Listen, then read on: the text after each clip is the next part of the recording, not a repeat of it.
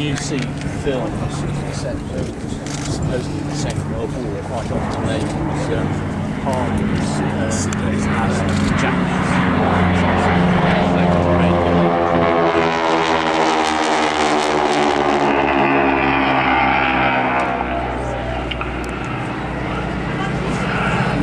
Now, as the aircraft make their pass, the distinctive rasp from that aeroplane, it's actually from the propeller.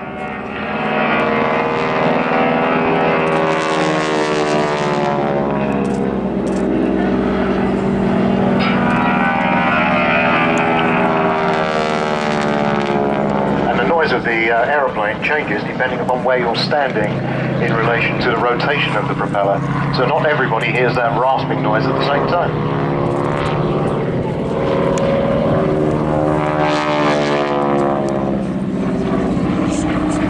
The engine on the Harvard, a 600 horsepower Pratt & Whitney R1340 Wasp, and it was 75 years ago this year, on the 1st of April 1935, when the prototype North American NA-16 took to the air. It entered service the following year with the US Army Air Corps as the BC-1. That version was also supplied to the Royal Air Force, and they soon discovered that it was quite a beastly little machine in some ways, particularly in terms of its propensity to go into a spin.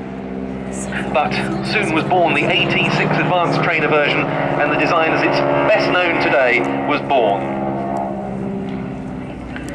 The Royal Air Force and the Royal Canadian Air Force bought AT-6s as the Harvard II, and it became a mainstay of the Commonwealth Air Training Plan in Canada. But in fact, the first 25 examples to be based in Canada, supplied before September 1940, couldn't be flown across the US border to Canada because of US neutrality.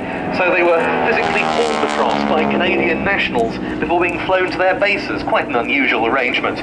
But by the end of 1940, over 800 Harvards had been delivered to bases around the empire, and the illustrious president of North American Aviation, Dutch Kindleberger, was congratulated by telegram by the Minister for Aircraft Production, Lord Beaverbrook, personally, for exceeding the Harvard production schedule. Now there are a number of Harvards operating in the UK that you can go flying in. One of them is actually operating here at Duxford today. If you'd like to take a trip in a Harvard, go and see Classic Wings.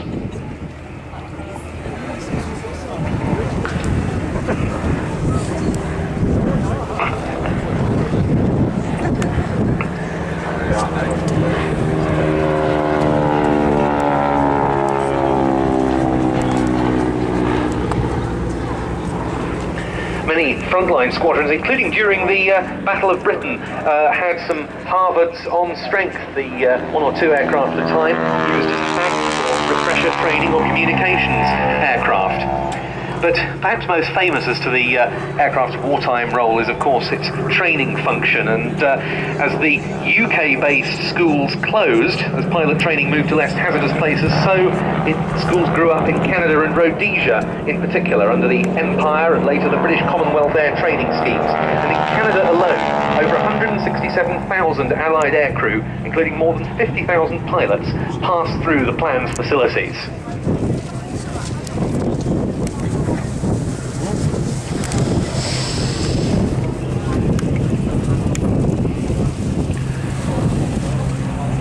Two aircraft forming up back into close formation, these provided today by the Fighter Collection and the Aircraft Restoration Company, both of course based here.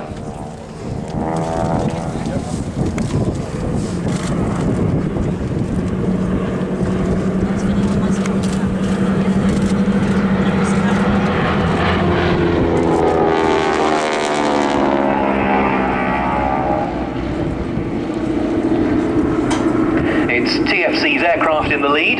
This one an AT-16 Harvard 2B built in Canada by Nordøen in 1942. It served with number 6 service flying training school at Dunville and later went to the Swedish Air Force but is now back in its original colours. ARC's aircraft following, in fact, dates from 11 years later, built by Canadian Car Foundry in 1953 as part of the US Air Force order. Later it served with the West German Luftwaffe and the Portuguese Air Force, in whose colours it today appears.